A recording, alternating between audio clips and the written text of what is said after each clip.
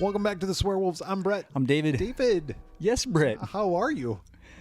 A little tired, but I'm good. I'm good. Why would you be so tired? Well, we recorded an episode. Mm-hmm.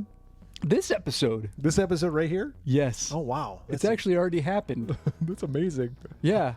And what happened was about 3 minutes in, something happened, and I paused our recorder, and then we finished. We did another hour and 15 minutes. Yeah. And then when we went to dump the audio and everything, I realized Genius here never started recording again. So we just did this entire episode, didn't record any of it. So now we're going to do this episode again. Yep. Now here's the problem. Here's the problem with doing it again is we really can't say any of the original jokes because it'll be forced. Yeah. So and I don't remember them. I don't either. I just remember laughing a lot, which is a real bummer because I'm sure I remember it being good. Yeah. I feel so stupid. It's okay. It's not a problem. Mistakes happen. The other thing is like, at least we should be able to talk about these movies pretty, like, we should be able to go through this pretty quickly. Yeah. We'll see. Maybe not. Yeah. I might the opposite effect, still not know what happened in these movies. Yeah. Oh well. Whatever. Onward and upward. This episode is brought to you by New Jersey. Yes. Do you know why it's brought to you by New Jersey? Is because we have a listener who's from New Jersey, and his name is Mike. We call him affectionately Jersey Mike. And he talks to us on a regular basis via text message. Tells us about movies that we should watch, movies that he likes, whatever. All welcome conversation. But one thing that isn't welcome is the amount of fucking times Jersey Mike has told us to watch Deadly Friend. He's brought it up so many times. So many times that we started joking with him when he brought it up one time. I believe David was like, "No, I've never heard of that movie. What is that movie?" Yeah, even though he had already told us about it 10 times, he's like, "You never heard of it?" It's like, I'm fucking with you. So now it's just kind of a running joke. Anytime he brings it up, where it's like, It is. What movie? We were talking about movies that we should watch, and I said, you know what? To get this fucker to stop messaging us about Deadly Friend and fucking Shocktober, which is another fucking thing altogether. We'll just fucking do it. We're going to watch Deadly Friend. Yep. And this movie was directed by Wes Craven. So David got the idea of pairing it with another movie that maybe was a lesser film of another great a noteworthy horror director. But yeah, maybe a movie that's not considered in the upper echelon. There, look at us. Saying words like echelon. We didn't do that last time we recorded this. we took a break, read the dictionary. Yeah, got a thesaurus out. I'll work that in there. We're going to pair that up with John Carpenter's Ghosts of Mars, which is a lesser known film of John Carpenter's, just like Deadly Friend is a lesser known film by Wes Craven. Let's start with Deadly Friend. Get out of my house!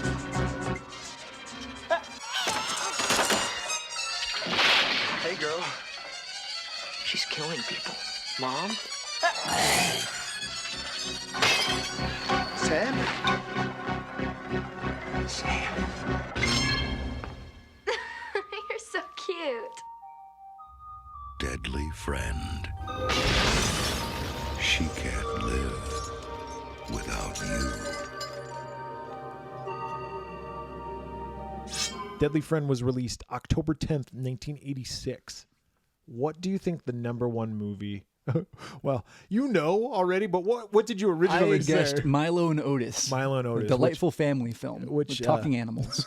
Which I had never seen before. The actual movie was Crocodile Dundee, which for me, Crocodile Dundee was a movie I watched so many fucking times because my parents liked it. So that was always a plus. Plus, I know for a fact we had it on beta. That's awesome. And I would watch the shit out of that because we didn't have at this point in time we didn't have cable. So I just had a stash of beta cassettes. It's like this is what I'm gonna watch. It was Karate Kid when we got like you'd get the free HBO. Yeah, well, I didn't, but yes, I'm aware. Like for a weekend, you'd get the cable provider would be like, for this weekend, you're going to get free HBO. I remember friends talking about it. Yeah, but I didn't have cable, so. That's true. You just got rabbit ears, you don't get shit. Yep. But they would give you free HBO, and then my parents would record whatever movies there were. So that's smart. Karate Kid I saw 1,000,000 times. Crocodile Dundee I've seen 1,000,000 times.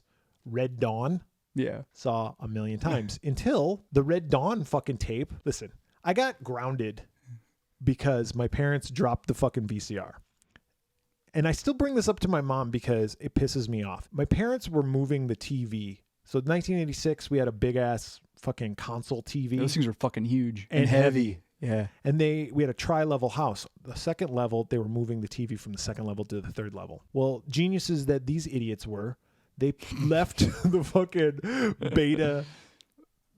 Betamax on top of the TV as they were and moving tried to move it just carefully. Like, we're gonna keep it parallel to the ground. God forbid we just take it off and just set it aside. Yeah, no. Why do that? Why make two trips when you can Be do ridiculous. it in one? Maximizing efficiency here. Yes. Of course, what happens is the beta VCR falls down the stairs, lands on the tile, and shatters. Breaks. Damn it. And Red Dawn No. was the tape. It's time. No. And they said, who was watching Red Dawn? Well, of course it was me, right? I'm like, yeah, I was me. And they're like, you're grounded. I'm like, why? What did I do? You left Red Dawn inside the take the tape out? tape. And I'm like, okay, but I didn't break the fucking Yeah, I didn't you say did. this, You but didn't say fucking. I didn't say any of this. In my head, I said all of this. I said, but I didn't fucking break it. So I got grounded. I think my punishment was I couldn't watch any movie on the VCR without somebody there. Oh, yeah. Because you can't be trusted anymore. They had to go buy a fucking VHS. Oh, I don't know. Welcome to 1986, you idiots. Now we can finally fucking rent movies? Because I was stuck into this closet of beta movies over at the fucking video update. It's like, do you have this on beta? No. No, we only have these 10 movies on this shelf over Like, here. Karate Kid, Fuck. have it. Yeah. Crocodile Dundee, own it. Red Dawn? Well, okay. Let's rent it because I just Yeah, broke why ours. not? My dad's like, don't remind us. Oh, you know what? The other one? Indiana Jones and the Temple of Doom. Dude, We got that for free. I watched that so many We're times. signing up for video update. Yeah. No, not video update. Oh, yeah. I think we talked video about this. store. Yeah, Yeah. you got it for free. Yeah. It's awesome. Yeah. I watched the shit out of that movie. Same. So that was the number one movie, Crocodile Dundee. Number one song. Going, Don't Forget Me When I'm Gone by Glass Tiger. Forget me when I'm gone. No. I have loved you for so long. Oh, thank you. Hey, you're welcome. That is not the right song, but I appreciate your love. And guess what? I was faking it. Guess what, David? What? I'm happy to be stuck with you by Huey Lewis and the News was the number one song. I love Huey Lewis and the News. As do I. I think Huey Lewis and the News are fucking, The music's just fun. yeah, badass. I associate the music with good times. Good times and murder. Yes. But Hit to be square. before American Psycho came out, I liked Huey Lewis and the News. I didn't like it just because, American Psycho, Christian Bale likes it. I'm going to like it. My dad had greatest hits, I think, on cassette. And whenever we would go to the lake, my dad had a book of cassette tapes. Nice. And it had like the Guess Who, the Canadian band. Yeah. Steppenwolf. Uh-huh. Creedence Clearwater Revival. Steppenwolf would be a good to fucking cruise. Did he have a speedboat? No, it was like a fish. It was like an inboard outboard. Like it was just kind of like a multi-purpose type boat. Get your motor on and Yeah, you go fastish. chopping waves. Yeah, and then Huey Lewis in the News. Yeah, he's like, I want a new We also had like drug. UB40 and like it was kind of a Don't get me started. just on whatever UB40. was in the cassette. But yeah, a lot of Huey Lewis in the News. I love Huey Lewis and the News. I have their greatest hits on CD at home, and I'm just thinking like I should put that in my car because I have a CD player in my car. But then I'm thinking I have A phone? a phone that has all the Every songs song on ever it, made, so I ever. could just keep it. Yeah. Hey, who gives a fuck about CDs? Do you still have CDs? I do. They're all in my garage. But Yeah. I got a shitload of CDs. I don't know, like 1,000 maybe? Oh Jesus! I got a lot. You know what would be cool? Hmm. Because my wife has a lot of CDs too. I would always think about getting a jukebox, Yeah. like a CD jukebox, and then you just put them all in there. And Yep. then you can And just, then you're done. you're done. Yeah. But then I'm like- but you would never play them. Well, you don't play them right now. No, but at I least know. you'd have. I think about selling them all the time. But who's gonna buy them? Exactly. And then I gotta like box them up. Like it seems like a whole thing. That seems like way too much work. Yeah, exactly. I'd rather just keep them or just throw them away. Yeah, I'm not gonna do that. Why? I don't know. Just can't bring myself to do it. There's some rare stuff in there that I don't ever listen to. That's not equally not worth anything. Yeah, exactly.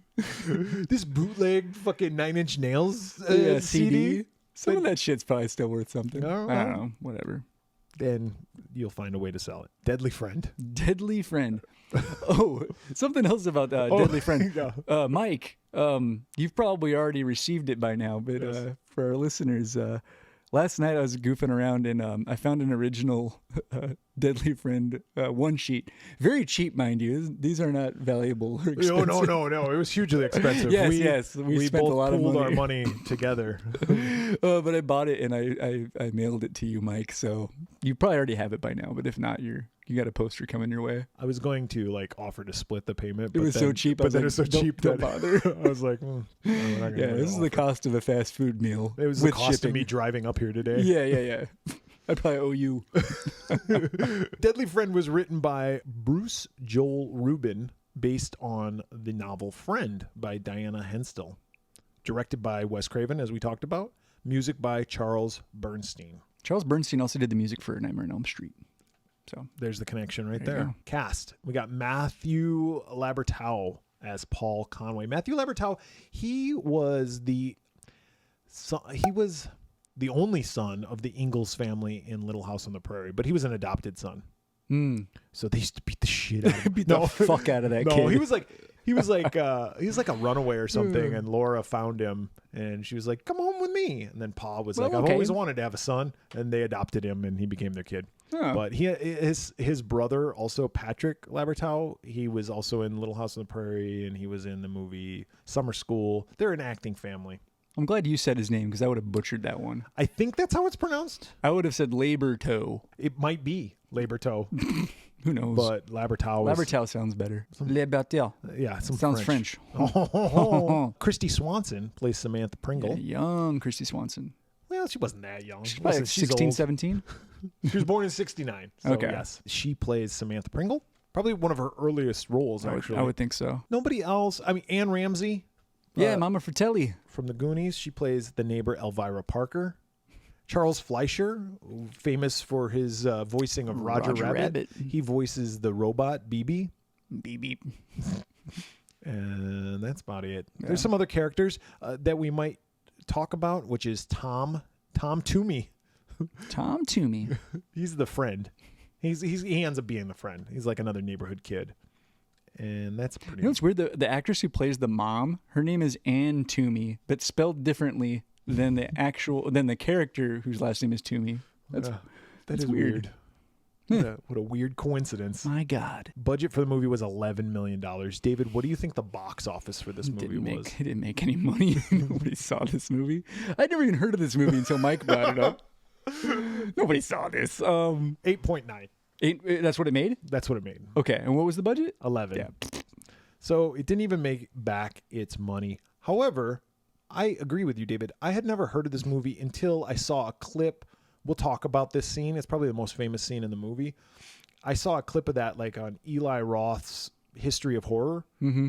And I had to be like, what the fuck movie was this? Shit? So I tried to... Is that Mama Fratelli? Yeah. I looked up Mama Fratelli, and then I searched for it. And then I read about it, and I was like, meh, I don't need to see this movie. Yeah. And then Mike brings it up, and I'm like, all right. I've Fuck, heard about this movie. Jesus. Let's talk about the plot. Let's go. Movie opens up. We get kind of like a POV shot from a robot. Yeah. Like weird colors and stuff. Let me just bring up this point, too. I'm surprised that I didn't watch this movie when I was younger. Yeah, me too. This movie has me written all over it when I was 10 years old. Same. Yeah, it's very 80s. It's got fucking robots. Robots?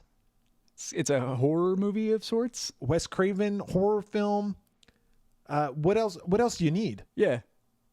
It's about teenagers, kids. Yeah, this is right in my wheelhouse. I like those kind of movies. Yeah, me too. Unfortunately, we're not 10 anymore. No. We're much older now. Far from 10. So these are not in my wheelhouse anymore. No. But at the time, this, Short Circuit 2. Oh, fuck yeah. Space Camp had a robot in it. Dude, I was obsessed with Short Circuit.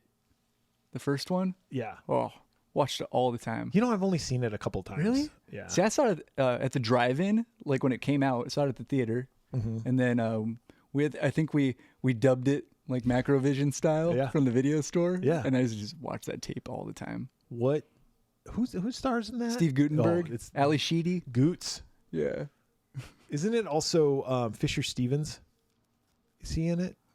Who's he? That name sounds familiar. What would I know that guy from? Short Circuit. There's another guy. I can't think of what the actor's name is though. Yes. That's him. He plays he plays Gutenberg's buddy. Yeah. He's got a funny accent in the movie. Would it be considered racist now? Yeah, now it would. Oh, God. That's Fisher Stevens. Oh, he was on Friends, too. Apologize to friend class. I was an asshole. Oh, wow. I've always heard that about him. He was an asshole? Yeah. Oh, really? Yeah, I don't know anything about the guy. He's an asshole. He was a pretty popular... He dated Michelle Pfeiffer for a minute. What? Yes. Wow. Good for him. Out of his league. Yeah. Enough about that fucking asshole. Point of view. Robot. Yes. Movie starts. Yeah. Picture this. Movie starts. We got a robot. We're looking through But we his can only eyes. see his arm. Yeah. All right, it's going to be great. You with me, Wes? He's all, yeah, I guess. Yeah, sure. How much you I'm paying getting me? paid. Yeah, exactly. So there's like a guy in a parking lot, and I guess he's going to break into this VW Libyan terrorist looking fucking Back to the Future bus. And the robot's inside. So he breaks in, and the robot like grabs his arm and is like squeezing it. He's like, oh, my God. Fuck. This kid comes, and his mom, they come out of the 7-Eleven with like fucking Corn nuts and shit. nuts and a big gulp. Yeah, and the robot's like, oh, fuck. Here they come. Yep. Get out of here. he lets doesn't go. do it. He of just the lets the guy's guy arm. go. And the guy's like, oh, fuck. And the kid gets into the VW. Yeah, they don't even see the guy, so they don't even know that this happened. They're oblivious to life. They don't know the robot's got a temper. Like, hey, BB, how you doing back there, bud? Yeah, that's how BB talks. Fucking Charles Fleischer. Yeah, there's a lot of that in this movie. He does that. He does. That's all they can say is B. Yeah, you say his name. You think if this kid was so fucking genius? Okay, so this kid's a genius, right? Yeah. He's like Doogie Howser for mechanical engineering. If this kid is so fucking smart, teach the robot to say something other than BB. Yeah, help him articulate his thoughts. Even if it's another couple letters. Yeah, and that robot never shuts the fuck up. Like the whole time he's around, like it's like dude, going to stop. stealth He's just mode, sitting there BB. like blah, blah, blah, blah, blah, blah, blah. It's like, oh dude, shut up. Stop. Did you ever watch Saved by the Bell? Of course. Okay, do you remember the cheer? Beep, ba beep, ba ba ba beep. Oh yeah. Beep, ba beep, ba ba ba beep. Go Go Bayside. Bayside, Beep, of ba course. beep, ba ba ba beep. Maybe that's what he was doing. He'd have been great for that song. Like, oh, it's not quite the rhythm. He grabs them and twists their arm. Okay, it Oh, is. yeah, perfect pitch too. Oh, I like how you got offended when I was like, "Do you ever watch Saved by the Bell?" You're like, "Of course." remember listening to the show? We've talked about Saved by the Bell so many times. I don't listen. I'm not a listener. So this kid is fucking Doogie Howser, Yeah, and he's moving like with his mom. and they're going because they need Like to a be new close town. to the college, Yep. university, and he's got his own fucking suite set up. At Yeah, this he's got a university. grant or something. Whatever. He's got his own laboratory. He's like, hey, that's kind of like my last name, Laboratory. And they're Yeah. like, hey, fuck off. And he's like 15, 16. He's a prodigy. Yeah, he's not in high school anymore. And So- he built this robot, BB. From scratch. Yeah, programmed it and everything. Yeah, he's great. It was like, it wasn't even that hard, really. Just This is what I do. it was a Tuesday. I needed something to do. Yeah, I don't know any other way. This way I do things. When he gets to this new house, the newspaper boy, he's another kid his age, and he's like, hey man, cool robot. Whoa, robot. All Cool. right. And he falls off his bike. Biffs it. He's like, whoa, all right, later, dude. So he leaves. And then the neighbor girl is Samantha. That's the Christy Swanson character. And her dad is like an abusive alcoholic. He's a fucking dick. He is an asshole. Like right away, we get the sense that he hits her. Yeah, he's just a real jerk. The newspaper boy's name was Tommy. Yeah. That's Tommy. Or Tom. Okay, Tom. Yeah, Tom. He's not a kid anymore. Sorry. It's just Tom. Sorry, please. Tommy. I mean, Tom. Sorry, Thomas. Tom befriends Paul, and they go around delivering papers one day. BB's with them. They go up to the neighbor's house, which is Elvira. Yeah. This is Mama Ramsey, Fratelli. Mama Yeah. Fratelli. And he's like, this house is got a chain, like a 6-foot chain link fence. All the way around it, yeah. That's padlocked and you need a combination. And the kid goes, Tom goes, one day I'm going to figure out that combination and I'm going to go up, knock on her door and hand her a newspaper. And she's going to shit her pants. She's going to shit her pants. She's going to shit everywhere. She's going to shit in my face. It's going to be great. All over my chest.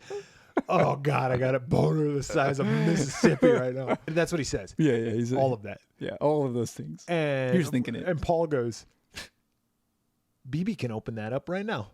Yeah. if he wanted to. Yeah, he could do all the permutations and figure out the combination It's like, real oh, fast. Great. Thanks, Paul. Yeah, it's like, but I won't let him. Yeah, he's not, but he won't. But he's not But going if I to. wanted him to, he could. Yeah. I also have a girlfriend. She's in Canada. Yeah, she's in Canada. You wouldn't know her.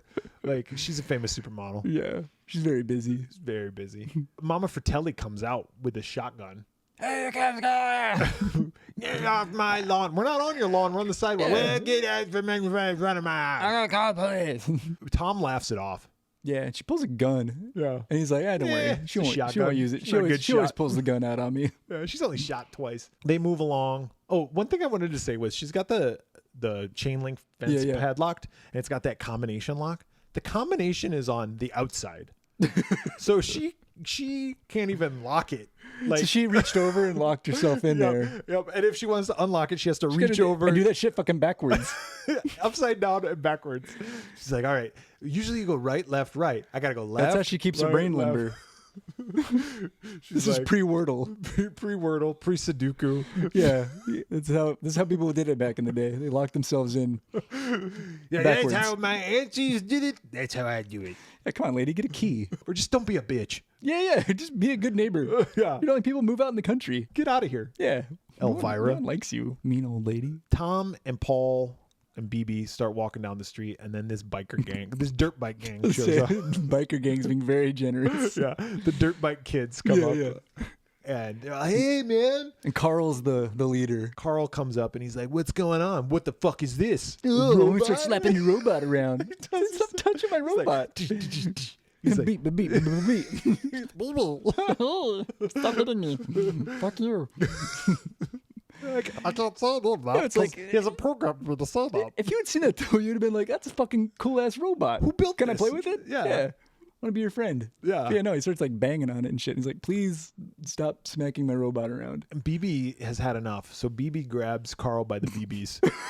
Grabs him by the nuts, and he just starts squeezing. The old anaconda squeeze. And he lifts him up, like up off the ground. Yeah, and he's a soprano now. Yeah. It's like, oh, my balls. My balls. The rest of the dirt bike kids, they're like, let him go. Paul says, listen, Carl, listen to me, You listen Carl. here. You tell your dirt bike gang to get out of here. Don't bother us, and I'll tell BB to let go of your nuts. He's like, oh, get out of here, guys. Oh, please. So they all leave, and then they let Carl go, and Carl like goes hopping away, and he's like, I'll get you. And shake his fist. Yeah. Fucking asshole. Do you remember Butterfinger BBs? Oh shit, dude. Yeah. Best candy fucking ever. delicious. They discontinued those, I think. Why though? I don't know. You ever have Whoppers? You know why? Like, BBs were way better, and Whoppers are still around. You know why BBs were the best version of Butterfingers? Is because like if you get a full Butterfinger candy bar, sometimes it's too much and it gets caught in your fucking teeth too much of it. Little BBs, perfect bite size. Pop those bad boys in. But you're right. Whoppers, lesser than BBs. Whoppers still around. Yeah. But I like Whoppers. It's not fair. I like Whoppers I too. like Milk Duds, Yeah. not Raisinets. Fuck Raisinets. What's your stance on Goobers? I don't think I've ever even had Goobers. It's a chocolate covered peanut, right? I don't know. Yeah. I like them. Yeah. Sounds good. My friend's girlfriend had a rabbit in their apartment, like a pet rabbit. Yeah. And the rabbit would like walk around and like be a rabbit, right? Oh no. And one day we're sitting there and my cousin was over there with me, and my cousin's like, what the hell is this, a Raisinette? I was like, no, dude, that's a rabbit's shit. He's like, that's not rabbit shit. He fucking ate it? He did not eat it because I stopped him, Oh man. but he kept going, it's not poop. This is like a Raisinette or something. And he's like, I'm like, why are you so adamant that it's a fucking Raisinette? Like, Yeah. Either way, it was on the ground. it's on the carpet. Don't eat it. I told you it's rabbit shit. Why would I lie? Wouldn't I lie the opposite way? Like, Yeah. no, it's a Yeah. Raisinette. No, it's And then, rabbit and then you sit there like biting your fingers, like yes, yes, yes. Yeah. But no, he didn't eat it. And then he proceeded to like I said, smell it. And then he finally believed me that it was rabbit shit. You should have let him eat it. I should have, considering he's a fucking prick that doesn't talk to me anymore. Or he doesn't talk to me because of that. He's like, if you would have just let me eat I that. wanted to eat that shit so bad. Brett, stop me. He talks sense into me. Halloween time is here. And the gang is going. Paul has made fast friends with Samantha. She's come over a couple of times. Her dad comes over and like, you get back home. I need someone to beat. Okay, Dad. Well, I got stuff to do. But her and Paul and Tom and BB are all like the fearsome foursome. Yeah, they're all they play into- basketball together. Oh yeah, and their basketball goes over into the neighbor's yard. Into Elvira's yard. Yeah, and she takes it. I'm She's keeping this ball. Eat my ball now. I'm getting it autographed by Dr. J. Get an autograph. What? I gotta get an acrylic display case. I'm a huge basketball fan. I love playing pickup games. You gotta need a fifth? No. No. It's an What odd number. you playing horse? No, we're playing a game. I have a 2-on-2. 92% free throw percentage. Sure you do. All right, lady. She's like, fuck you. Oh shit! Yes, of course. Great free throw shooter. But yeah, you're right there. Spending Halloween like fucking vandalizing cars and shit. And they put shaving cream on this fucking neighbor's car. And For it's no like, reason. Yeah, and this guy comes out and he's like, hey, You whippersnappers, what are you guys doing? Get out of here! You guys. I just gave you Butterfinger BBs. Yeah. You Fucking assholes. Great time. Canceling them. Oh, I'm gonna put rabbit shit in your bags next time. Fucking dicks. You get razor blades next year. Razor blades and rabbit shit. Rabbit shit covered razor blades. Yes. They'll never expect Covered it. in my ejaculate. What? Oh, I think you went too Please. far. That's why they fucking vandalized your house. You're always talking about your It's the semen. fucking snow caps. Oh. They want to pull another prank on Elvira, and Tom's like, "We gotta open up this padlock. Yep. BB can open it, right, Paul?" And Paul's like, "Well, I guess, but I don't think we should do it." They fucking peer pressure him. do it. BB does his little magic. You And I'm should just thinking, pull out fucking bolt cutters. well, or he should have just ripped it off. This is a guy who can lift a human being up Yeah. over his head. Yeah, and squeeze the guy's balls. Squeeze the guy's balls. He's got to until they're meticulously get nothing. the lock. He's all. Well, he finds it. It's 33, 10, 47. It's 1, 2, 3. It's all I can remember. 36, 24, 36. My measurements. Oh. Yeah, it's quite the looker. Oh. Okay, all right. They get in, and then they're like, "Well, what do we do now?" And Christy Swanson's like, "I'll go knock on the door." Yeah, you fucking pussies. She goes up to the door and rings the doorbell. An alarm goes off, and this alarm is like, it's like back, It's like a remember gazillion back in the decibels. 90s when people had car alarms. Oh my god, They go, yes.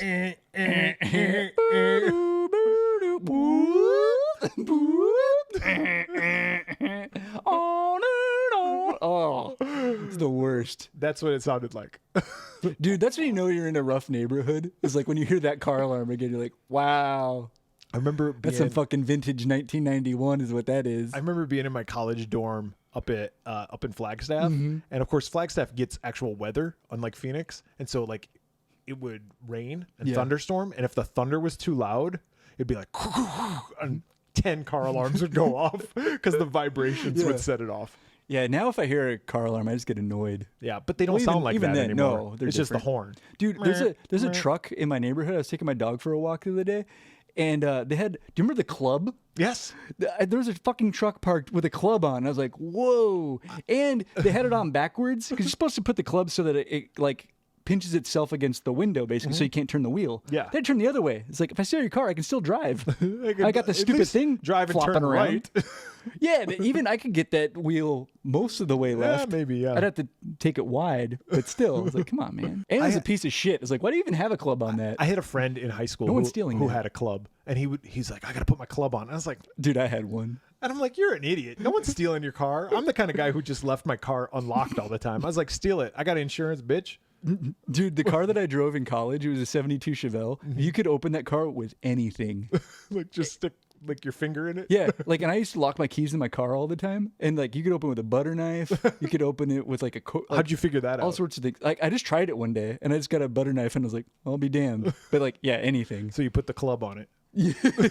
Yeah, Like, this will stop them. Those are pretty popular though back in the day. back in the day, yeah. She rings the doorbell. The alarms go off. Ann Ramsey comes out. The kids hide behind the bushes, but BB's still standing there at the end of the sidewalk. She's like, "Shut up!" He's like, "BB, say a different letter." BB. She pulls out the shotgun and she shoots the fucking robot 3 times. Yeah, fucking kills him. Kills BB. Aw. Paul loses his fucking mind. He acts like his mom just died. Yeah. Baby, no. Why, God? Why? Like that's the camera should have zoomed out overhead. But it's a robot. Yeah. Like just rebuild it. Yeah, you're a fucking genius. All you built got it is on a Tuesday. All you got is time. One day. Yeah, just build it. Yeah, I Build don't a have new one. another Tuesday, David. All right. No. That was the only Tuesday I had. That's it. I'm busy. I'm booked. I'm booked solid.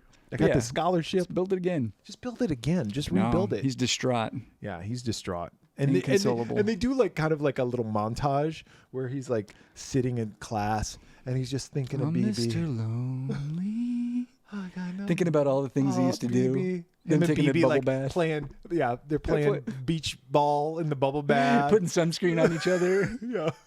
It's in the shower. Like, oh, I used to clean my dick Drop for the me. soap. Yeah. It's like, oops, BB. Come. Nope, none of that. He's got to do all that by himself now. About a You month. got to jerk yourself off now, my friend. About a month later, it's Thanksgiving. He's over it now. Because He's moved on. He's decided, well, if I can't have robot, if I can put my dick in a robot, I can put my dick in my neighbor. And so they invite Samantha over for Thanksgiving. and Paul's mom talks shit about Samantha's dad. She's like, God, thank you for this meal, and thank you that Samantha's dad is passed out. And they're all like, Fucking yeah. Single tear rolls down Sam's cheek. That's my dad. Yeah, he's gonna beat the shit out of me later. But he's the only dad I know. Yep. They have dinner. He comes- Samantha and Paul kiss. Oh, yeah. Aw. They have a little moment. Well, she's got to go back home. Yeah, that moment doesn't last long. Nope. Because, Dad's pissed. And Paul gets a boner. He's like, I got to go to the bathroom. My Bunsen burner. She goes back home and she sneaks upstairs. Dad's passed out. Well, when she gets upstairs, Dad's like right there. Yeah. Like he comes up. He's like, where the fuck were you? Yeah. Oh, I was just doing homework No. on Thanksgiving. Yeah, come on now. School's out. Forever for you. And he slaps the shit out of her and knocks her down Fucking the stairs. backhands her. Yeah, then decks her, Punches knocks her her. down the stairs. She And- tumbles down. She hits her head against the wall. Breaks her neck. Starts fish flopping. Yep. Fish flopping. She's fucking twitching. And he's like, oh, knock it off, you shithead. Yeah, you're faking it. You're faking it. Get up. Well, he ends up Get calling up so I can beat you some more. the hospital or the cops and the ambulance and everything, and they take her, and she's brain dead. Yeah. That's fucking dark. That's a And dark. And he blames it on her too. He's like, oh, she left her toys out or whatever. Yeah, she's a Fucking 17-year-old micro woman. machines. Yeah. Oh, she slipped on those Legos. I told her to clean those up. Like, she's 17 years old. Yeah, she is gonna get the plug pulled on her. Yep. Paul comes up with this plan, and the plan is to take BB's fucking Little microchip microchip brain, yeah. and he's gonna stick it in her brain because that's what he's been studying, right? Brain. And he's gonna bring her back to life. Yeah. But he needs help. He needs help from Tom because Tom's dad works at the hospital. The hospital, he's like a Janitor. Yeah. He's got keys to everything. He's like, all right, Custodial engineer. there you go. And so he says, "You steal the keys. We'll sneak in. We'll fucking drug my mom. Well, we got to drug my mom first. Yeah, she passes out. We'll take the car. Get your dad's keys. Get into the hospital. Get her out. Get her body out. Sneak her out without anybody noticing. Get her back to my lab. I'll Put the shove a microchip in microchip her in her brain. ass. And then she'll be alive. Yep. Foolproof. And then she'll totally bang me. What can go wrong? Yeah. Everything. Well, Tom agrees. I don't know why, Yeah. but they're going to do it. They only have this last night to do it. Yeah, because the plug's getting pulled at like 10 o'clock. Yeah, it's like an execution They style. fucking set that. Yeah, they pulled out the planner. They're pencil you in. Friday, 10. 10 works for me. Perfect. So the mom, Paul's mom, Right after TGIF, we'll go and pull the plug. Paul's mom is talking to Paul, and he's like, yeah, at 10 o'clock, it's going to be really sad because she's going to be dead. And mom goes, huh, didn't you know? They bumped it back to 9. He's like, they drug her. Yeah, She passes out. They do everything that I just said. Yep. They go up there, they steal the body, but the body's already dead. She's already dead.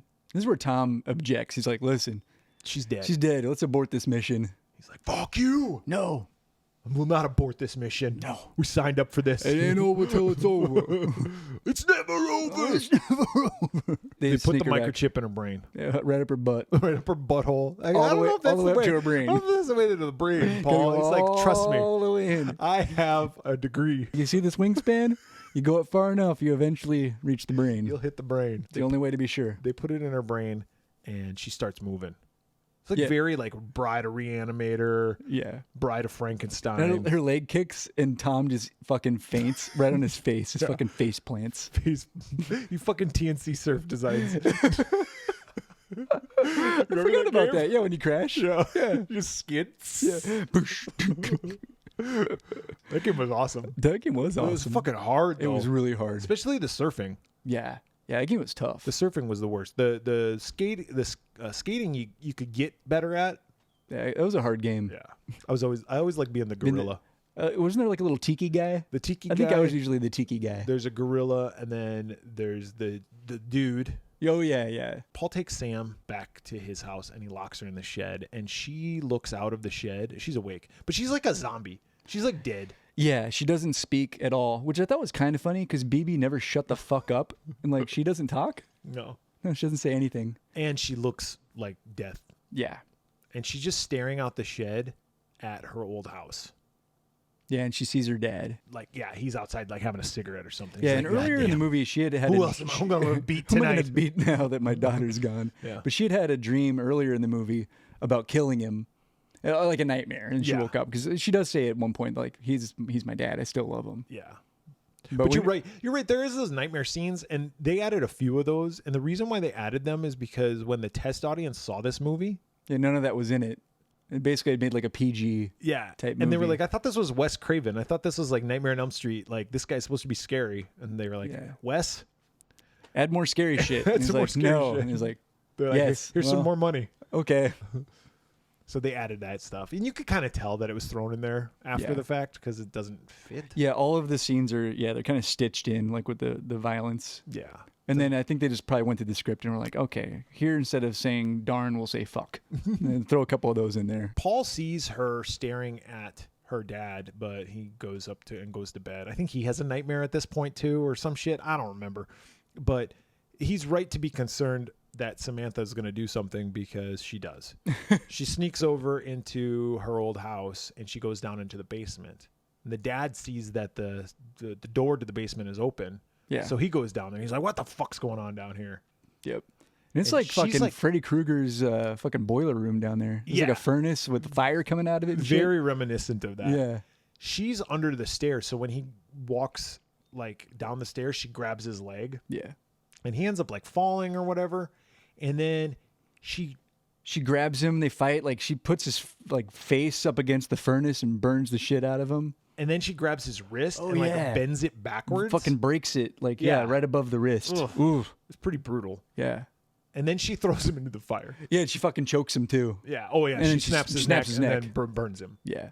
Paul sees that she's gone and he's like, oh fuck. He probably smells burnt flesh. Someone barbecuing? Yeah. And I smell liquor and burning. Oh shit. Shit. It's the dad. So he goes and finds her and And sees the that corpse. the corpse is there. And he's like, what the fuck am I going to do? So he hides the corpse and he Yep. hides her up in his room.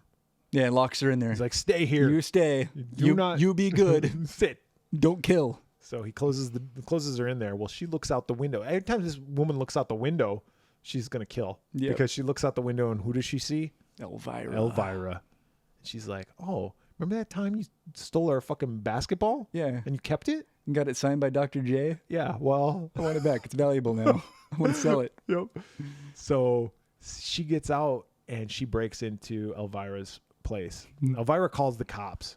Yeah. She's like, come, somebody's in my house. That girl's alive again. Like, sure, All right, sure. we'll be right over. Sam does come out and she there's like a little bit of a jump scare and she like grabs Elvira from behind and she like pushes her up against the wall.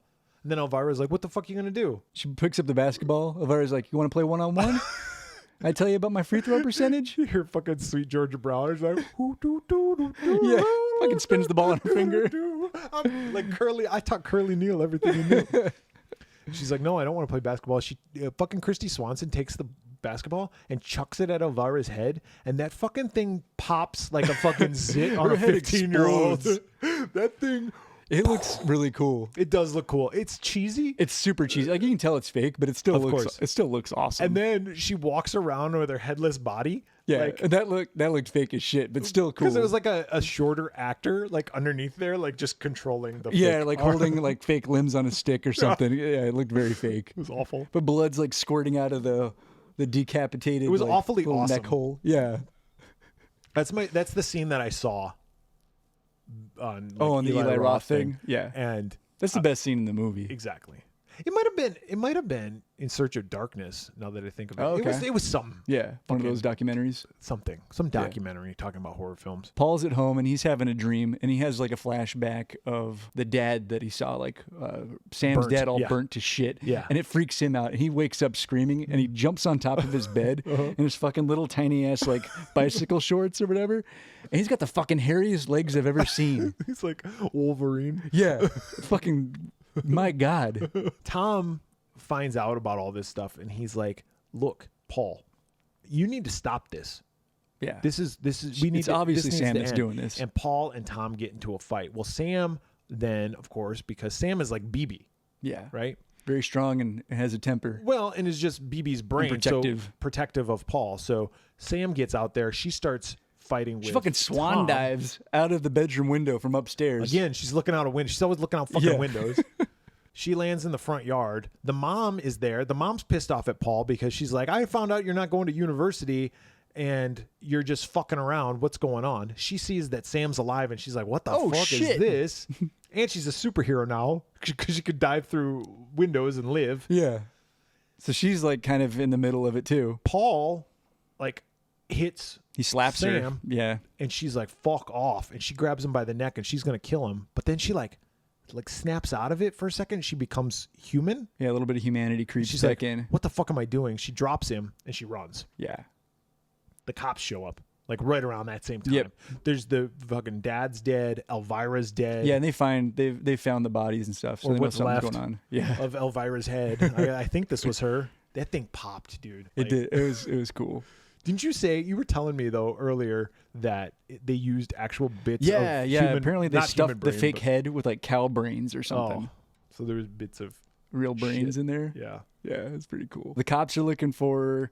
Paul's off looking for her. Mm-hmm. And while Paul's out looking for her, Carl, dirt bike kid, The dirt bike rolls kid. up on, well. If it isn't a Where's robot your boy. fucking robot that used to clean your dick for you? He's not around. I got a new robot. She lives in Canada. Yeah, You it's wouldn't really know her. pretty. Leave me alone, Carl. It's like, she cleaned your dick? He's like, well, not yet. She talks about it. Carl shows up and he starts shit with Paul. Well, Samantha shows up. Yeah. And she grabs Paul. She grabs Carl by the dick again. He's like, "Not again." Stop, please. She lifts him up like Andre the Giant lifted him Right over her head. And there's a very visible wire holding him up. The cops show up and they're like, "Put him down." You She's got like, it, pal. All right. Tosses him to the windshield. Right at the police He's dead. car. Yeah.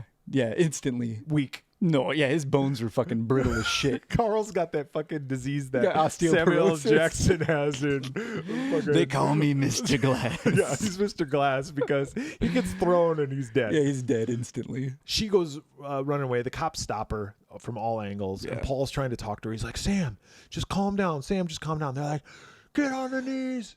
She goes running after the cop. Because she thinks his that gun. she thinks the cop's going to hurt Paul. Yep.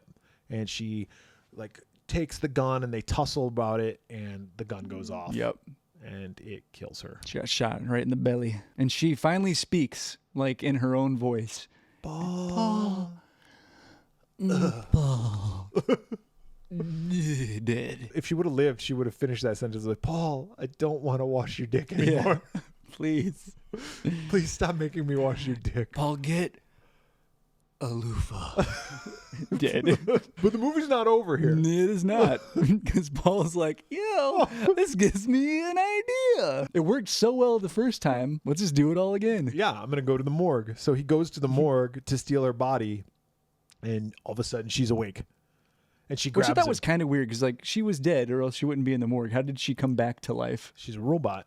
Okay. Because she starts ripping off her own skin, and pulling revealing that she's a robot. underneath, And then which makes absolutely no sense then the unless movie it's a ends. dream. which I assumed it was a dream. If it's not, it's really stupid It's like the because she end of- wasn't a robot. What's no, she wasn't. What's the end of what's the movie?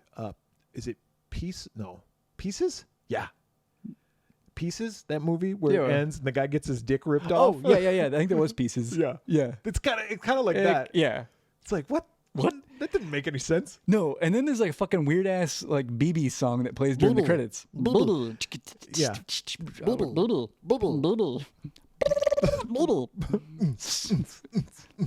This movie, I will say this. I didn't hate this movie. Yeah, I didn't hate it either. I didn't like it, I didn't like it either. but I didn't hate it. Yeah. I think it's a good example of the time period. Very much so. Yeah. Like you said, Yeah. this is 80s. It's totally 80s. This is 80s encapsulated. Yeah. It's got all the got a good- fucking robot. It's got a cool song at the end. the BB song. It's got BB song. It's got the evil neighbor. It's got robot vision. You see things from the robot perspective. It's got cheesy special effects. It's got Mama Fratelli. Got all the good stuff Yeah. out of the 80s. So on that side of things, this is not a good film though. No. Wes Craven directed it. I know a lot of people are fans of Wes Craven. I tend to think he's a little overrated, but this is not his worst film in my opinion. I would agree. Yeah. That being said, what the fuck? You get a microchip put in your brain and all of a sudden you got super strength? Fucking Hulk-like strength. That doesn't make any Makes no sense. Yeah. Makes zero sense. I And she couldn't talk until the end? So she could talk the whole time? Why didn't she? Maybe Well, she was becoming more human. Maybe Until she more became- human than human. I think until that's she what Rob became- Zombie wrote that song about. yeah. Deadly Friend. Yeah, it wasn't about Blade Runner. No. But then, so she's becoming more human, but then it's revealed at the end that she's a complete More- robot. Whatever. Like I said, I think they Dream added sequence. that. I think they added that definitely. for the jump scare at Yeah. the end Yeah. because it just didn't make any sense. No. So for me, I'm gonna give it a 1.5. Yep. Pamela Voorhees. I'm a 1.5 as well. It wasn't as bad as I thought, but it was also not good. Like I'm not gonna watch this again. I'm not gonna buy the Blu-ray. No, definitely No. wouldn't buy the Blu-ray. No. But I could also understand if you saw this movie when you were young, if it resonated with you then, I could see this movie being a fun, like, nostalgia trip. Nostalgia. But I have no connection to this movie, so it's like, meh. No. My Yeah. connection to this movie is that someone told me that I should watch it, and I watched it. Yep. And then I did that thing. I watched it, and then that was it. Yep. And then I talked about it twice. But I will say this: there are movies that I watch where I, at some point, pause it and go, "How much is left?" Mm-hmm. And this was not one of them. I watched this wasn't movie. bored. It clipped along. Yeah, it was fine. There was no scenes that I was like, God, this is taking forever. Right. Although it did take about 56 minutes until we got our first death. Yeah, there's not a whole lot of kills. No. Yeah. It's not really a horror film, No. to be honest with you. Yeah, this was a movie that they Frankensteined into a horror movie. Yeah, almost literally. Oh my God. God, David. It's like we planned that. We didn't. We didn't, though. The next movie we're talking about is John Carpenter's Ghosts of Mars. John Carpenter's Ghosts of Mars. Damn, girl. I like you already.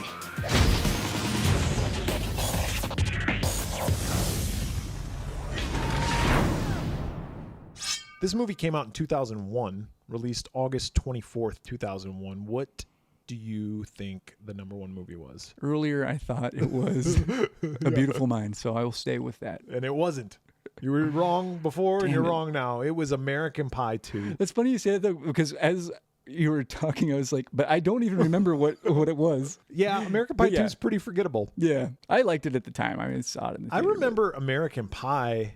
I don't even remember American Pie 2, but I remember American Pie being like a huge deal in about 1999 when it came out. Yeah. Somewhere around there. That movie like took the world, or not the world, but took but us it by was a big hit. It was. And it pissed me off because anytime you would say this one time, people At would band always, camp? people would always finish it with band camp. Or you'd say one time, people would go, at band camp? Still to this day, there's assholes who do that. Yeah, you're like, no, No, it's been 25 years. yeah, Like, the movie's relax. old as shit. Or whatever. it's over 20 years. Yeah, Like, over 20 years stop. old. Yeah, stop quoting it. Number one song. I went with "Get Your Freak On" by Missy Elliott. And that was wrong before. And it is wrong again. No, it was Fallen by Alicia Keys, which is, of course, the number one song from when Joyride was around. Yeah. Because Joyride came out right after the September 11th attacks, and this movie came out right before September 11th. So Alicia Keys was like, I got the #1 song for the next couple I'm just of gonna months. ride this out. Yeah, good for her. John Carpenter's Ghosts of Mars was written, of course, by John Carpenter with the help of Larry Sulkus, directed by John Carpenter with music by John Carpenter. And Anthrax, primarily. But then there were some other guitarists. I think Joe Satriani. Yep. Robin Fink from Nine Inch Nails.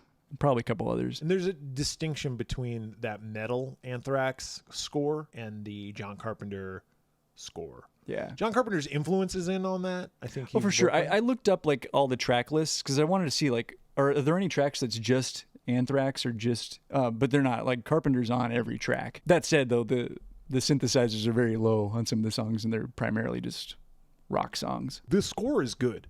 Yeah, the music's a lot of fun. I'm gonna give that away right now. Yeah, I listened to it at the gym the other day, and I was like, "Yeah, Were you lifting, bro? Woo. Were you swole?" Start fucking flexing in front of the mirror, pulling up my shirt. I went to the gym. Dude, anytime I see somebody at the gym like pulling up their shirt, I want to punch them so hard right in the face. I went to the gym the other day, and I went to go use the restroom. Yeah. And there was a kid in there, and he had his Checking out shirt his off, shit. and he was taking a picture Oh, of himself in the Jesus. mirror. I was like, "You fucking tool. asshole." Yeah, dude. Anytime I see people like flexing in front of the mirror, I'm like, dude, do that at home like the rest of us. No, so dumb. The cast of this movie: Natasha Henstridge as Lieutenant Ballard. We met. You met. I didn't meet her. I was off doing something else. But you met her at a convention. Yeah, she was really a few nice. years ago. I remember thinking like, I don't think she's gonna be nice. And then She you was told super me that nice. she was super nice. Yeah. I even had her sign an 8x10 from this movie because I was thinking, like, most people probably have her sign Species stuff. I Yeah. was like, I'm going to go Ghosts of Mars. And she like, God, this movie. This fucking movie. This movie sucked. I don't even remember what she said. Yeah. But yeah, but she was nice. I remember asking you, and you were like, "Yeah, she was all right. She was nice," but you weren't like, "Oh, we had a great conversation." Or No, anything. it wasn't like that. Interesting enough, Christy Swanson we met at this At the same At the convention, same huh? convention, yeah. That's right. And you had her sign the Buffy steak. The steak. Yeah. Ice Cube. Yeah, it's Desolation Williams. Doesn't go to these conventions. That'd be cool though. That would be Oh, cool. is that fucking Ice Dude, Cube? fuck yeah, I'd meet Ice Cube. 8x10 from Ghosts of Mars. He said this. I'd be like, I hate this movie. He plays Desolation Williams. Jason Statham plays Sergeant Jericho Butler. This has got to be an early Jason Statham. Still got hair. Or what was left of his hair. Kind of. Yeah. He was hanging on by a thread. Yes. Jason Statham. Yeah, and when he does talk in this movie, he breathes really hard into the microphone. I'm Jason Statham. Little did he know he was going to become the fucking transporter. He was going to become like He still talks the same. Mr. like. Yeah, this is Action before he was like a movie movie star. star. Yeah. This movie is just horny. Do you ever see? He's a horny cop. Yeah. Do you ever see the Transporter? I don't think I've seen any That of the movie Transporter fucking movies. sucked. Yeah? I wanted to like it so much, and then I was like, this movie sucks. Yeah, I don't think I've seen any of them. Clea Duvall. Yeah, she we know plays- her for some we know her Faculty. from The Faculty. She was Stokely? Yeah, I believe that That's was her name. She's also in Veep. She's pretty funny on that show. I've never watched that show. Yeah, she actually, when I say she's funny in that her character isn't funny at all and has no sense of humor. Oh. Like her character is very, very serious all the time. Pam Grier. She plays Commander Braddock. And Joanna who else? Cassidy. Oh, She Joanna plays Dr. Cassidy. Whitlock. She's also in Who Framed Roger Rabbit with Charles Fleischer. From fucking. These are so many connections. Yeah. Charles Fleischer talked BB. Was in Roger Rabbit. Joanna Cassidy. Then Kevin Bacon. Yep. That's another joke that people use way too much too. And then Kevin Bacon. It's like, I'm an asshole. That's what you're saying when you say something like that. Like I just said it, Yeah. right? That was me just basically saying I'm an asshole. You are. Yep. Yeah. Budget for this movie was $28 million. What do you think the box office was? I know what it made. I was close. I think I guessed 10. You guessed 10. It was And it's 14. 14. It was half. This movie did not do well. Of course, I will say this. Timing has never been one of John Carpenter's strongest suits. When The Thing came out, it was up against E.T. E.T.. When this comes out 2 weeks later, the Fucking World Trade 9/11. Centers get Yeah. fucking destroyed by terrorists. So it's like, well, okay. Oh, shit. Who's going to see a fucking movie right now? Everybody was watching the news. And who's going to see this movie? No. Anyway. Nobody. Like, that's what he can blame it on. He goes, Exactly. Ghost It of was Mars? 9/11. It was just because of 9/11.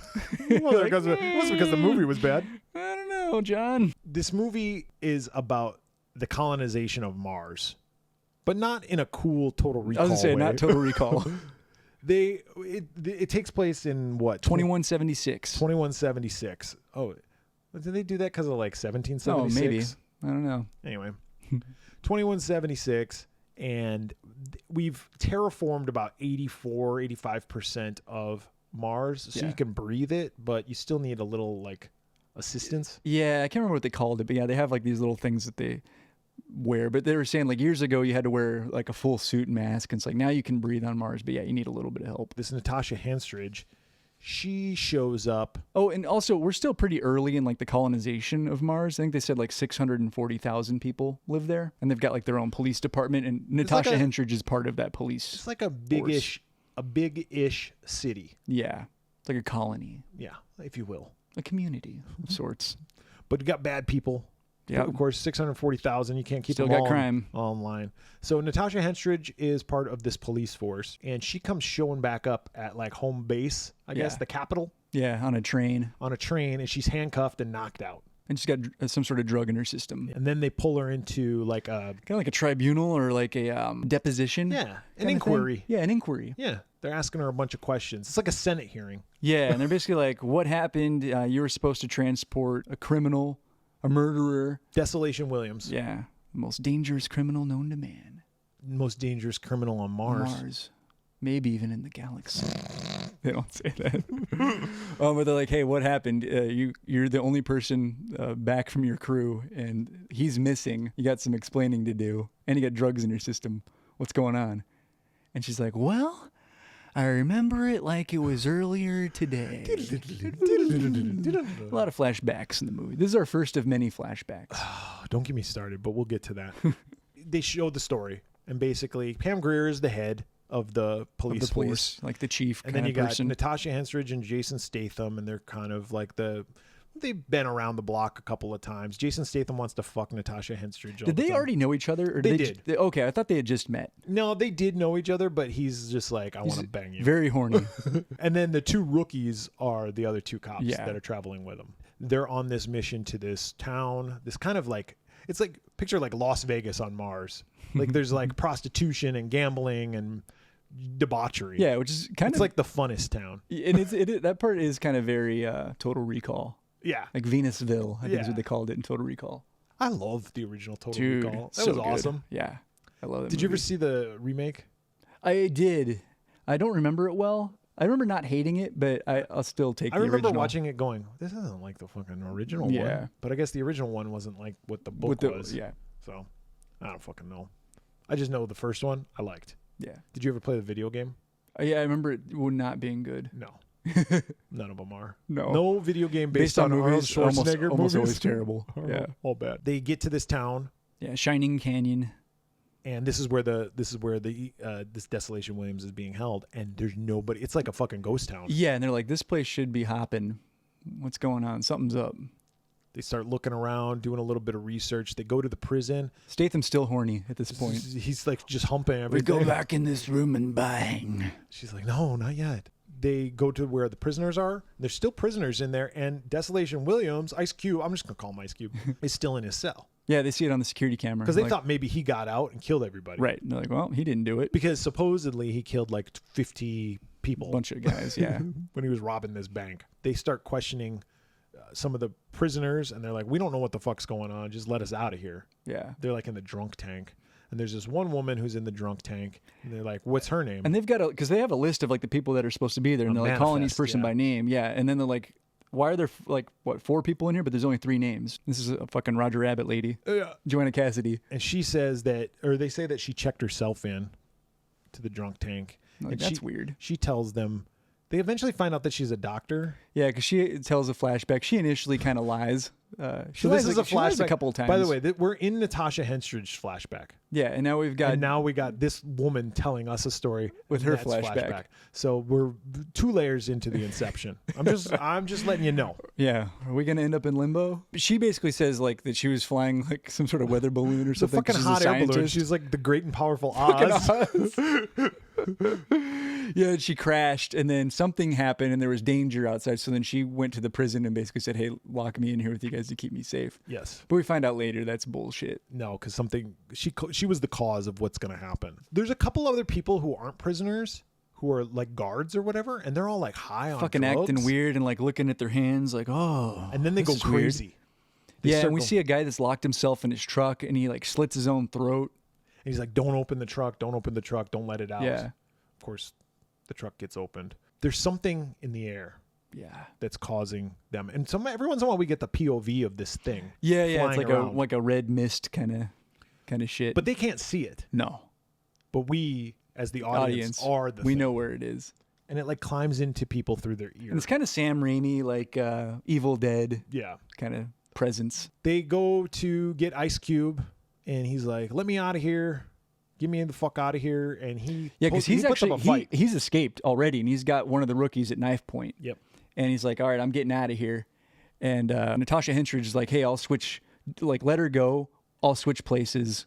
Like, just let her go. She's a rookie. You can take me." So he does. Like, he takes her, and like, yeah, he starts running, but then they immediately run into trouble. And Henstridge beats the shit out of him. Yeah. So she beats him up. Oh, doesn't he knock her out too? He knocks her out first. Yeah. And then she comes and saves his ass. He gets to jump on her first, knocks her out, and then she gets up and she's looking for him, and then he gets attacked by one of these like people who have been possessed by this mist, and she saves him. Actually, he saves her first. Oh, yeah, and then he gets attacked, and then she saves him. So they're like, okay, we're even. They keep going back and forth. They have this love-hate relationship. Will they? Won't they? Only expand. And he tells her that he didn't kill anybody. And I like. He also recognizes, like, just looking into her eyes, that she's on drugs. Yeah. We see her like pop a pill at one point. Yeah. And he's like, "Are we really all that different? Like, yeah, you have a badge, but like, you're high as fuck right now. Yeah. Like, who are you to say like you're better than me?" Jason Statham, he's kind of out exploring. He finds a bunch of head on spikes. Yeah, and they see like one that's getting put on a new spike, and he's like, kind of, "Whoa, what's this? Who's that now?" Who's that? And it's fucking Pam Grier. Yeah, Pam Grier got caught and killed. Got her head cut off. He looks up over this like a hill, ridge or something, and he sees there's like a large group of these people who are like they all have like piercings in their face. Yeah, and they're putting shit into their faces. They're mutilating themselves. They're cutting off other people's heads. He's like, "We need to get the fuck out of here." Yeah, he's like, "What the fuck?" So he goes to like this mine area, and there's these three guys there. They go by the names of Uno, Dos, and Tres. He goes in there. And, okay, so this is the other part. This is the part where the inception really goes deep. So then later, okay, so we're in Natasha Henstridge's flashback. Later, Jason Statham's telling her the story, and he flashes back to when he meets up with Uno, Dos, and Tres. Yeah. And during that flashback, that's right. They tell him how they got here, and they go back into their flashback. Yes. What the fuck, dude? Yeah, and why? And then we gotta go back. We already unpeeled this onion. Now we gotta go back. Put the layers back on. Why is the correct answer or the correct question? I don't know what the answer is. Because they kind of lie about why they're there, and then we find out they're part of Desolation Williams' crew. There's one of them is his brother. Yes, Uno is. But why did Carpenter choose to make do so all the many flashbacks? Yeah, you could have just had a straightforward narrative. Yeah. Yeah, the flashbacks weren't necessary. Not necessary. Take off the whole beginning of the movie and just start it like, "Hey, here's our mission. Here's what we got to do. 1, 2, 3, go." But even if you kept the beginning and just had it be a flashback, the whole movie be a flashback, yeah, but sure. not have the flashbacks within the flashback. Right. That's it gets what a little hokey. A little. But yes, those are his friends, his brother and his two partners, and they come. And they start holding the police at gunpoint. They get the drop on them. It's kind of like this standoff. They turn the tables because they lock themselves in. They're like, "You're not going to be able to get out of here without us." Yep. So they got to kind of team up. They do. One of the guys, I think it's Dos, like takes some drugs and he's high as fuck. And he's like, they're like trying to make weapons and explosives and shit. And he's got a can. And I thought this was kind of a cool nod to, I think, Big Trouble in Little China, because he takes a machete and like he's going to cut it, like, because in the movie he cuts the bottle, or he tries to. But he fucking cuts his own thumb off. Oh, yeah. And like the blood's like squirting everywhere. Yeah, he's all fucked up. Ice Cube says something like, "That's what you get, dumbass." He fucking laughs about it. So they're going to try to escape and they get gotta back get to the train station. Yeah. Because there are two people that are coming. They're the train conductor. Got the little hat. Yeah. Shining Time Station. Oh, shit. Thomas and Friends. Yeah. The Shining Canyon's where this takes place. That's fucking weird. Fucking Shining Time Station. But they got to get like, I think they say it's 50 meters. It's way further than that to the train station from, from where from where they're holed up. I go in feet. Yeah. Right? I don't know these fucking meters. Yeah. Oh. Maybe it was Martian meters. How many maybe it's yards further. is it? Yeah. About 50. How many clicks? Yeah, clicks. They keep saying clicks. It's like, oh, stop talking. We come to find out. I don't know when this This happens. is right about here where Whitlock tells the truth. Yeah. So this doctor, this chick from Roger Rabbit, she explains that her and her scientist, archaeologist crew or whatever, doctor people, they were exploring this mine shaft and they opened up some shit that they shouldn't have opened. Yeah. During like an excavation, they found like a temple or something. And there was almost like a vault type thing within it. They opened it up and all the shit like rushed out. And essentially it sounds like it's basically like the spirits. This is the way I took it, at least. It's like the spirits of the former people who... Yeah, the inhabitants. Of Mars.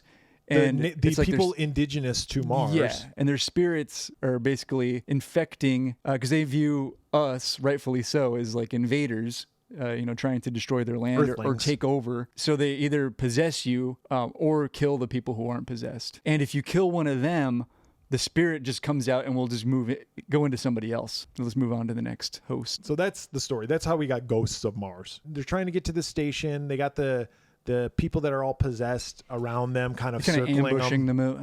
Kind of ambushing them. Yes. Yeah. And then an attack happens. Yeah, and this is like a big fight sequence. Big old fight sequence. Some people die. Some people live. Jason Statham lives. Natasha Henstridge lives. But like one of the guys in their group gets his arm cut off with like a saw blade that somebody throws, basically like a frisbee. Uh-huh. And then he's like looking at his stump and he's like, oh, fuck. And then all of a sudden another one comes by, zing, and slices his head off. I thought that was pretty cool. This turns into a full-fledged action movie here on out because it's just action fight sequence, then pause, and then another action fight sequence, and then pause. And like the spirits are flying around. Different people are getting infected. At one point, Natasha Henstridge gets infected. She does, but she takes her drugs, and it gets that's the repellent. Yep. You just got to be a drug addict. Well, she's like dying, or not dying, but they know she's infected, so like we're going to leave her behind. So they like lock her out, but yeah, they slip her one of her little pills, and like, this will make you feel better. And then, when she trips balls, she basically spits the spirit out. And then sneaks back in. The group eventually does get the group. It's Natasha Henstridge, Jason Statham, Ice Cube. I think Robert Carradine is still alive at this point. He's still alive. Louis Skolnick and Joanna Cassidy. Yeah, they're all still alive. They get on the train and they're leaving. Yeah, they're like, we did it. And then they're like, fuck this. We got to go back. And even Ice Cube's like, yeah, we got to go back. And because basically the rationale is if we don't go back and fix this, it's just going to come keep for us coming. anyway. So let's stop it now. Like there's a nuclear plant there. We can blow it up. Yeah, open the core and blow it all. Blow it all smithereens. Up. There you go. And then we can get out on this train. Yeah, easy peasy lemon squeezy. Let's do it. They go back. And then there's like this big like train robbery type sequence, like where you got these bad guys are on top of the train and they're like in a fight. Yeah, they're fighting Ice Cube and they're fighting. And they're Natasha trying to create Henstridge. a diversion while they like set off the reactor or whatever, but it doesn't work. No, but the reactor does get set off. Unfortunately, we lose everybody except for Natasha Henstridge and Ice Cube. Yeah. They're the only ones left alive of the main group. Yeah, and Natasha Henstridge during the fight gets like one of those, I think it was one of those saw blade type frisbee things. She gets her leg sliced. So she's injured. So the whole place blows up. They're riding the train back and Ice Cube treats her injury. Yeah, he's like sewing her. Sews her up. He knows how to do all that stuff, of course. And then he's like, "Are you okay?" And she's like, "Yeah." You comfortable? You comfortable? And then he handcuffs her, and he's like, "I can't go back to prison." Yeah. And so he jumps off the train. Yeah, he's like, "I know you know that I'm not a killer, but I don't trust that anyone else is going to believe me. I'm out of here." You, yeah. And they have kind of a goofy little conversation. And she's like, very goofy. Catch you later. Wink, wink. So silly. So now we're back in present time. Yeah. And the people that are questioning her are like, "So whatever happened to Desolation Williams?" She's like, "I don't know. When I woke up, he was gone." Yep. So she doesn't tell them what happened, the conversation. And they're like, "All right, well, you can go." So she's back in her barracks and then sleeping. An explosion happens and she wakes up. Yeah, in her underwear. Better put on some pants. So she puts on her pants. Ice Cube is at the door. The door busts open. It's Ice Cube with a fucking couple of chrome machine guns. And he throws her one. He's like, "You ready? Let's go do this." And they start walking away. And she's like, "You would have been a good cop." And he's like, "You would have made a good criminal." And what does he say? He says something like, "Let's go kick some ass." And she goes, "That's what we do." End of the movie. So dumb. Oh my God. Go ahead. You already know how I feel, but I actually kind of like this movie in a very weird way. It is not a good movie, but I think that's kind of the point. And I know Carpenter, reflecting back on this movie, I think one of his criticisms is that he wishes he had leaned harder into the cheese, because he feels like people thought the movie was stupid, and he's like, it was supposed to be stupid. Like, we were making a big dumb action movie. It's called Ghosts of Mars, for God's sake. Like, come on. So I think if you evaluate it as like an action type film, I actually think it's kind of fun. About halfway in is when it really kicks in. It's just a full on action movie the rest of the way out. Yeah. I like a lot of the action sequences. There's not a whole lot of visual effects, and the visual effects I didn't think were actually that bad for 2001. I know I think one of the criticisms is that the effects aren't good. I didn't think they were that bad. Some of the gore was pretty cool. I think the score is awesome. I like the mix of the heavy metal with like the traditional type score type music. I think for this type of movie, it serves it well. But the dialogue is ridiculous. The flashback within a flashback, all of that stuff is nonsensical and really just doesn't make any sense. No. But I'm going to give it a 2 because I still think it's kind of fun. I don't quite recommend it, but I think for a cheesy, dumb action movie, you can do a lot worse. You're insane. You're absolutely insane. You can do no worse. This movie sucks. And I think most people would agree with you because this movie's got like a 4.9, I think, on IMDb, and like a 22% on Rotten Tomatoes. Yeah. This movie sucks. And Carpenter's saying that it's supposed to be cheese. Okay, Carpenter's done cheese action movies well. Big Trouble in Little China, Escape from New York, Escape from LA. He's done them well. Then he does this. Yeah. And it's not anything like those other movies. No, this movie's a lot like Assault on Precinct 13. But not good. Not as good. That's where the similarities end. Yeah. One's good and one's not. The score was good. I do like the music. And so I'm going to give it points for that. Everything else was shit. The acting was shit. The writing was shit. Everything else. The story was shit. The flashbacks within a flashback within a flashback. Listen, yeah, it was a little ridiculous. It was just dumb. And remember how I said earlier about Deadly Friend? Like, I'm not saying Deadly Friend's a great movie, but I didn't pause it and go, how much time is left? I did that with this one. And I was like, holy shit, really? This movie sucks. I'm giving it half a Pamela Voorhees Heads. A 1.25 overall. Even the great Ted Williams, who had like a 400 career batting average, obviously got out 60% of the time. Yeah. They can't all be winners. John Carpenter, you've done one of the greatest films ever, and you've done one of the shittiest films ever. So I guess that's something to be proud of. Yeah, covering all the bases. Yeah, he's just like, before I die, I want to do the shittiest film ever. Well, done. And this was, his second to last film. He did another movie called The Ward, which I've never seen, and David, you've never seen that. Yeah. So we'll have to watch that someday. But if it's anything like this, I imagine we're not in for a treat.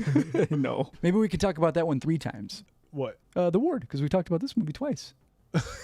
I'm a little slow. This is the 4th podcast I've done. You're very tired. If you have any comments that you'd like to make about these movies or any suggestions for future episodes, you can contact us. How can they contact us? Yeah, on social media, if you're on Twitter, Facebook, the Slasher app, TikTok, YouTube, just search the Swearwolves on all those platforms. On Instagram, search for us under the Swearwolves Podcast. You can go to our website, theswearwolves.com. You can email us at swearwolvespodcast@gmail.com, or you can leave us a voicemail at 623-282-1851. For the Swearwolves this week, I'm Brett. I'm David. Boo boo.